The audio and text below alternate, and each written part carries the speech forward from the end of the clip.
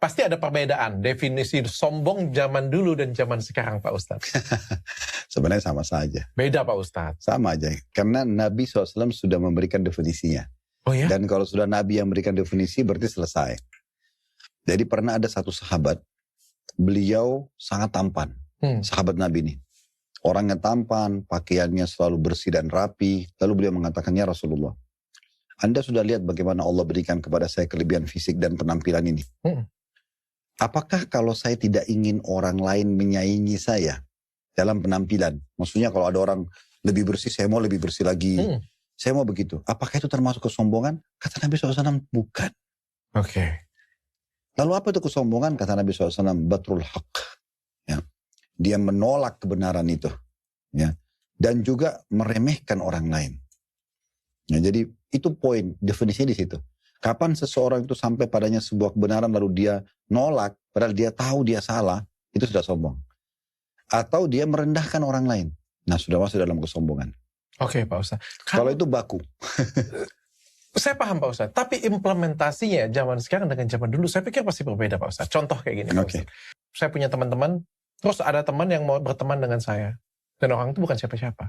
Wajar dong, saya pasti akan ngeblok. Siapa dia? Saya nggak mau. Dokter pada saat diajak berteman atau ada seseorang yang kira-kira mau berteman, terus dokter menolak. Apakah pada saat itu niatnya merendahkan? Saya ngerasa level saya ada di seperti ini.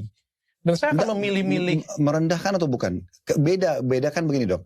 Kalau ada orang ingin mencari yang sepadan dengan dia. Sepadan itu dalam kata, saya karena pebisnis, saya ingin berteman sama pebisnis semuanya. Kalau bukan pebisnis mungkin saya tidak mau berteman. Oke, itu tidak sombong. Asal dia tidak merendahkan orang lain.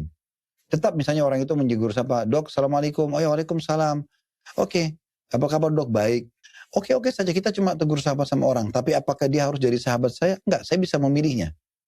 Sehingga memilih seorang sahabat, kolega bisnis misalnya, tetangga, kita tinggal di komplek yang kita rasa, oh ini lebih nyaman buat saya karena semuanya orang S2 sama dengan saya. Itu bukan kesombongan. Itu bukan kesombongan. Bukan, itu karena dia mencari orang yang sepadan. Karena dia tetap memilih fasilitas yang terbaik buat dia tanpa dia merendahkan orang lain.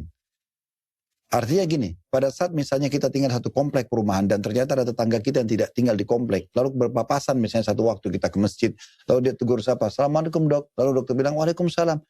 Kan tetap sapa dia, tapi dia tidak harus jadi sahabat dokter kan. Nah kita tidak akan, kecuali dokter misalnya keluar dari komplek, lalu tetangga, assalamualaikum, orang miskin, tidak usah jawab salamnya. Misal, nah itu berarti wajar, itu merendahkan orang.